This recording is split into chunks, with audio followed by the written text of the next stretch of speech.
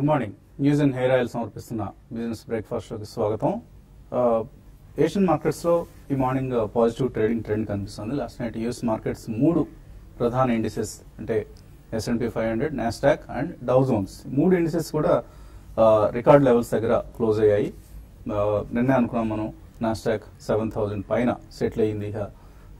ఇక్కడ నుంచి ఏ దిశగా వెళ్తుంది అన్నది ఆసక్తికరం. ఓవరాల్గా యూఎస్లో అక్కడ ఎకనామిక్ డేటా అనేది పాజిటివ్గా వస్తుంది.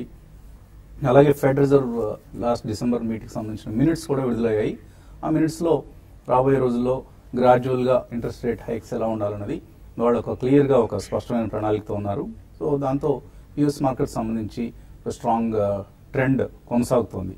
అలాగే అదే ట్రెండ్ ఇప్పుడు ఏషియన్ మార్కెట్స్లో కూడా కనిపిస్తుంది. కాకపోతే మన మార్కెట్ సంబంధించి కొన్ని కన్సర్న్స్ వ్యక్తం అవుతున్నాయి. ఎందుకంటే క్రూడ్ ప్రైసెస్ ఆల్మోస్ట్ $68 చేరింది.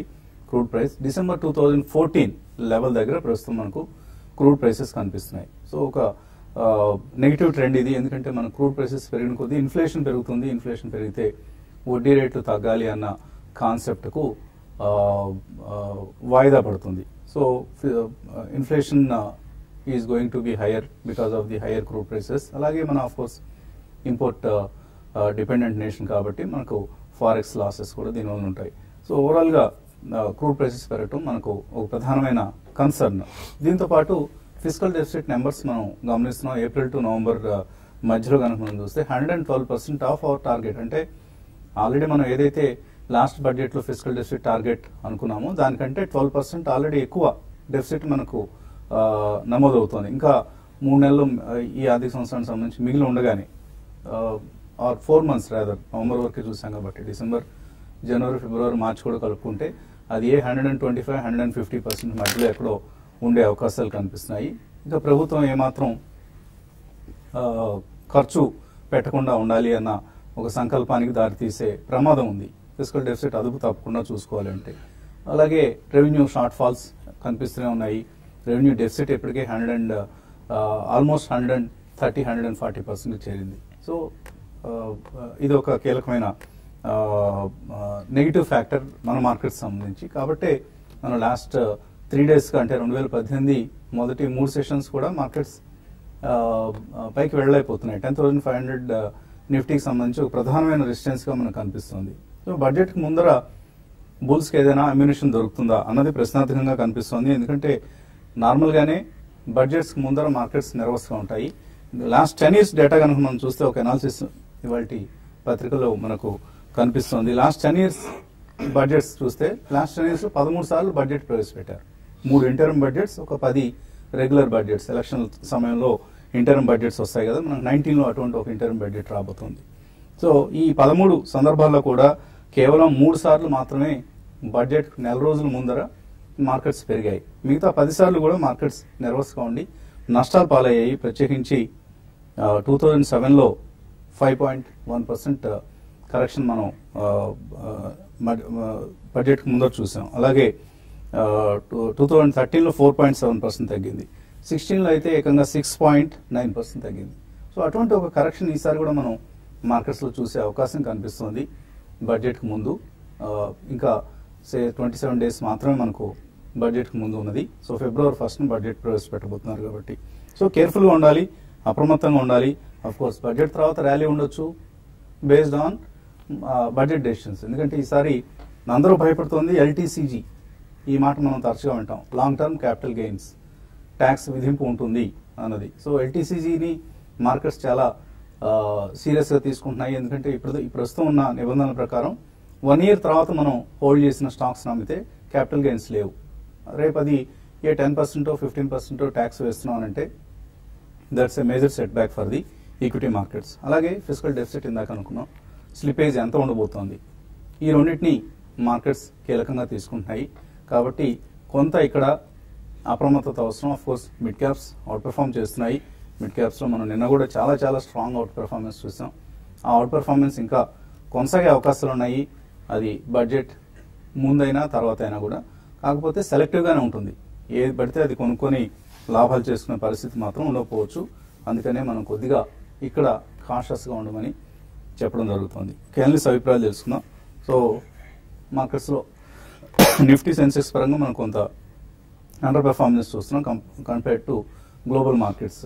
సో ఈ సమయంలో ఎటువంటి రికమెండేషన్ చేస్తారు? Stay invested, of course that's a routine recommendation, but apart from that. No, definitely stay invested and buy into mid and small cap stocks on every decline, Andy, because that's going to be the theme. That has been the theme in the last 2-3 years also. Endukante eppudu this is a buzzword that you should stay invested in the market. Plus manaki mid and small caps and especially micro caps, ninna kuda మనం exceptionally strong action మనం చూసాం. So definitely some shares are catching up across all the sectors, not one or two sectors specifically. And especially మన chemicals లో we've seen some small cap stocks really last 2-3 days లో కూడా almost 10-20% పెరిగిన దాఖలాలు చూస్తున్నాం. So in my opinion definitely రాబోయే 1 month లో వచ్చే అవకాశం before the budget should be used to buy into stocks అండి. ఎందుకంటే in case even long term capital gains tinker చేసినా, in case they increase the span of holding time or even maybe 10 or 15% మీరు అన్నట్టు impose చేసినా కానీ that will again be a very short-lived and ultimately manaki corporate results are only going to define the stock price in the market. So raboye rojulo at least 18-19 lo people think that corporate fundamentals will improve and margins will improve and PE expansion kuda kodiga jarugutundi అని అనుకుంటున్నారు కాబట్టి I think stay invested is the only mantra and on declines buy more. So ఇంట్రాడేలో traders ఎటువంటి సలహా ఇస్తున్నారు? Markets ఈరోజు కొంచెం gap up రావచ్చు, అయితే కన్సాలేషన్ లో ఉండే అవకాశాలు ఉన్నాయి. డే పరంగా చూసుకుంటే మళ్ళీ మిడ్ క్యాప్ లోనే యాక్షన్ మనం చూసాము. నేను సెకండ్ హాఫ్ లో కొంచెం వీక్ అయినా కూడా, బట్ ఓవరాల్ గా మిడ్ క్యాప్స్ చాలా స్ట్రాంగ్ ఉన్నాయి. ఎన్సీసీని ఒకటి బై చేయమని చెప్తాను. ఇది ఈవెన్ ఇంట్రాడే కూడా కన్సిడర్ చేయొచ్చు. 128 దగ్గర స్టాప్ లాస్ పెట్టుకోమంటాను. 133 అండ్ 134 ఇంట్రాడేలో టెస్ట్ చేయొచ్చు. ఈవెన్ పొజిషనల్ ట్రేడర్స్ కూడా దీన్ని ఒక షార్ట్ టర్మ్ కి కన్సిడర్ చేయమంటాం, లాంగ్ పొజిషన్స్ స్వింగ్ ట్రేడింగ్ పరంగా. తర్వాత ఇంకొకటి పొజిషనల్ ట్రేడింగ్ ఎన్బిసిసి, ఇది ఈ మధ్యకాలంలో 280 నుంచి మనకు కొంచెం కరెక్ట్ అయింది. ఈ లెవెల్లో కొంచెం ఈ స్టాక్ ఆగడానికి అవకాశం ఉంది. కాబట్టి 244 పైన దీన్ని సస్టైన్ కాగలిగితే 240 దగ్గర స్టాప్ లాస్ పెట్టుకొని బై చేయొచ్చు. 260 దాకా రావచ్చు పొజిషనల్ ట్రేడింగ్ కి. ఇంకా ఈవెన్ ఇన్వెస్ట్మెంట్ కి అయితే ఇంకా మంచి టార్గెట్స్ ఉన్నాయి, కాబట్టి ఎవరి డిపోలను కూడా బై చేయమంటాను. అయితే సెల్లింగ్ విషయానికి వస్తే ఈ రోజు కొంచెం మెటల్స్ లో సెల్లింగ్ రావడానికి అవకాశం ఉంది. కాబట్టి వేదాంతాన్ని 332 బిలో కంటిన్యూగా ట్రేడ్ అయితే, ఆర్ 334 కూడా బిలో కంటిన్యూగా ట్రేడ్ అయితే 336 దగ్గర స్టాప్ లాస్ పెట్టుకొని సెల్ చేయమంటాను. 328 ఇంటర్డేలో టార్గెట్ రావడానికి అవకాశం ఉంటుంది. బ్యాంక్స్ మాత్రం కొంచెం పిఎస్యూ బ్యాంక్స్ కొంత వీక్ గానే ఉన్నాయి. ఉన్న వాటిలో ఓవరాల్ గా ప్రైవేట్ పిఎస్యూ బ్యాంక్స్ కంపేర్ చేసుకుంటే పిఎస్యూలో ర్యాలీస్ వచ్చినప్పుడల్లా కూడా సెల్ చేయమని చెప్తున్నాము. ఈ రోజు బ్యాంక్ నిఫ్టీకి 25,440 అండ్ 460 ఆ లెవెల్స్ లో ఈ రోజు గ్యాప్ అప్ లో రావచ్చు. అక్కడ దాటలేని పరిస్థితుల్లో అక్కడ ఒక సెల్లింగ్ పొజిషన్ తీసుకోవచ్చు. మళ్ళీ ఒక 60 to 70 పాయింట్స్ కిందకు వస్తే క్లోజ్ చేయమంటాను. ఈ రోజు weekly basis bank Nifty closing ఉంది.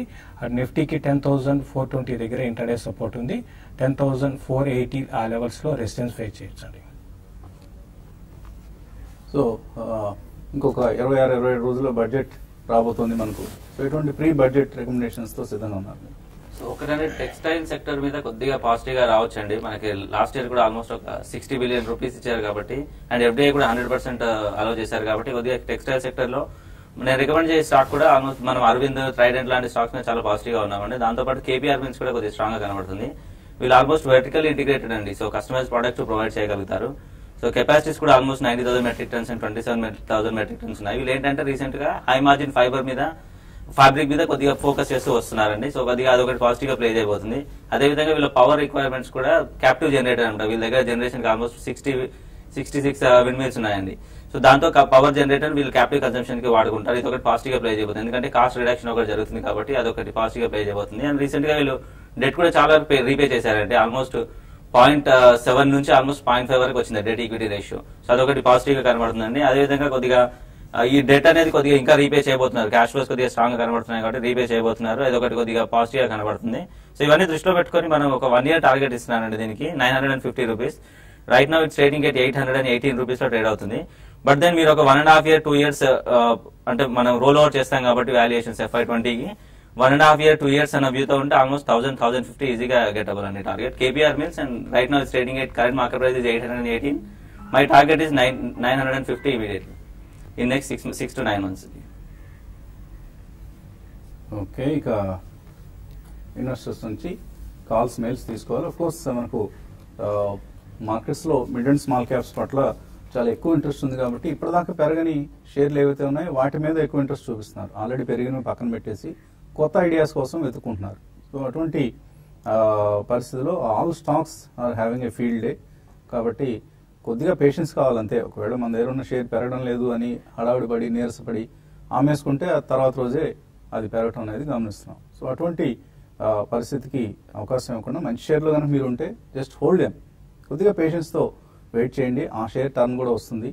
వచ్చినప్పుడు అప్పుడు మీరు రివ్యూ చేసుకోవచ్చు. Either to book profits or ఇంకా ఏదైనా రన్ ఉంటుంది అనుకుంటే హోల్డ్ చేయటం. సో ఏమి కంగారు పడాల్సిన అవసరం లేదు. కొద్దిగా పేషెన్స్ అవసరం అంతే. బ్రేక్ తీసుకున్నాం. బ్రేక్ తర్వాత కాల్స్ మెయిల్స్ తీసుకున్నాం.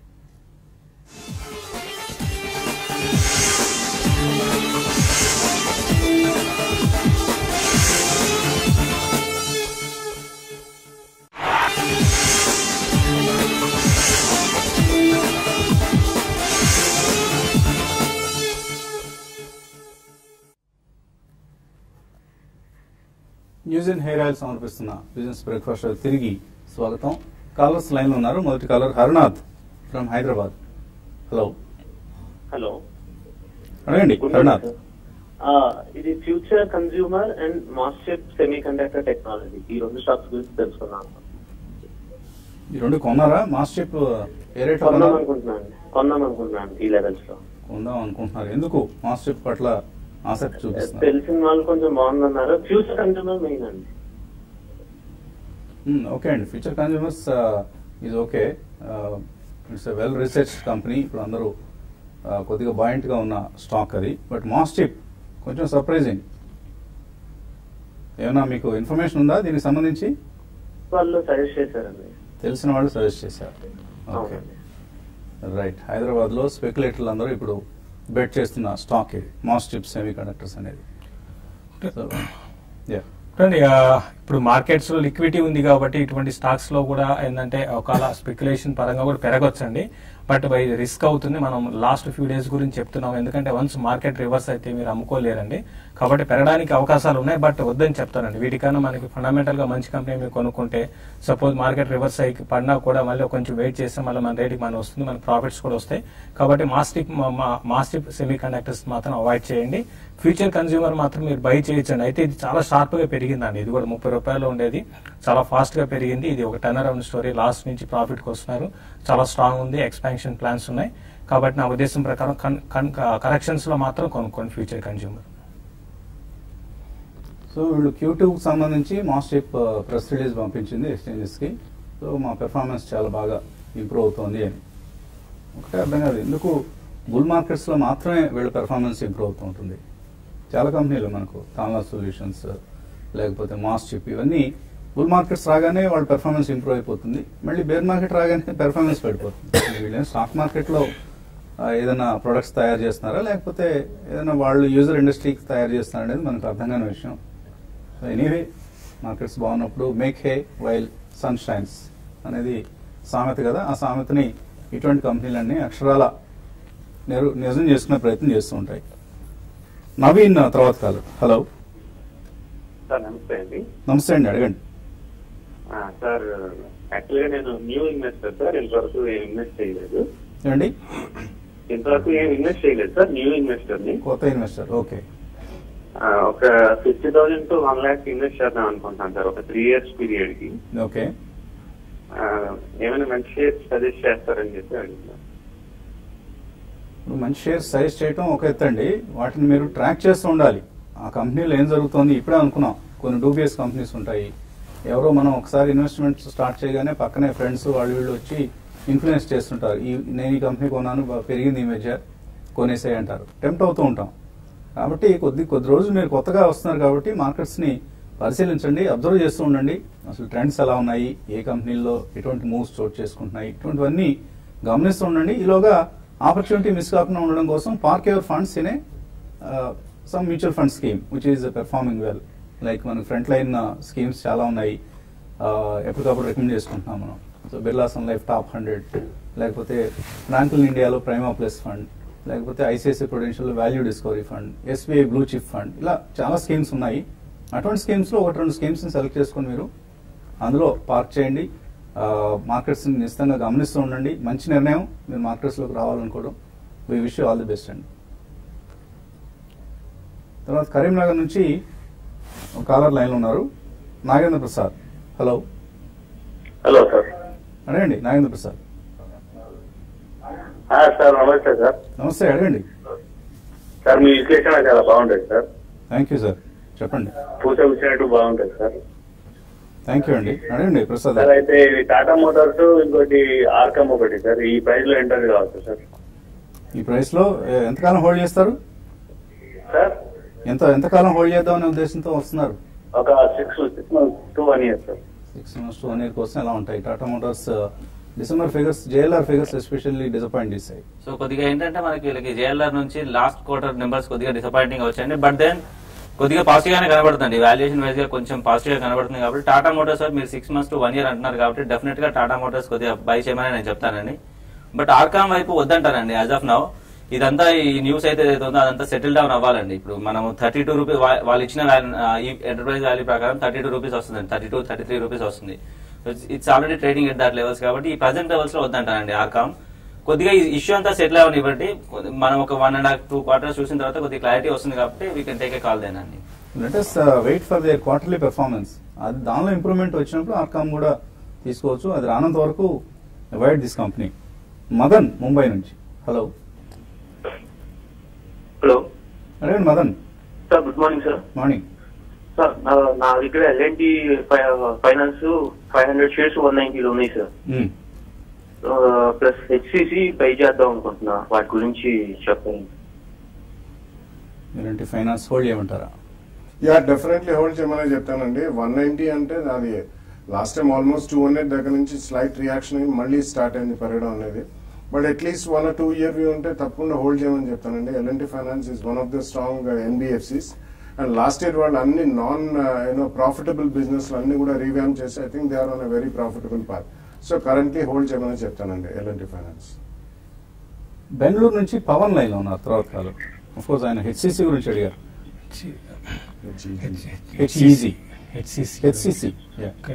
హెచ్సిసి బై చేయొచ్చండి. ఇప్పుడు మనకి రీసెంట్ గా లాస్ట్ ఒక 1 week ట్రెండ్ గాని చూసుకుంటే ఈ ఇన్ఫ్రాలు, రియల్ ఎస్టేట్ కన్స్ట్రక్షన్ సంబంధించిన స్టాక్స్ అన్ని పెరిగాయి. ఇది కూడా 36 levels నుంచి 42 దాకా వచ్చింది. చాలా రోజుల తర్వాత దీంట్లో టెక్నికల్ బ్రేక్అవుట్ వచ్చింది కాబట్టి బై చేయొచ్చు. షార్ట్ టర్మ్ కోసం బై చేయమని చెప్తాను.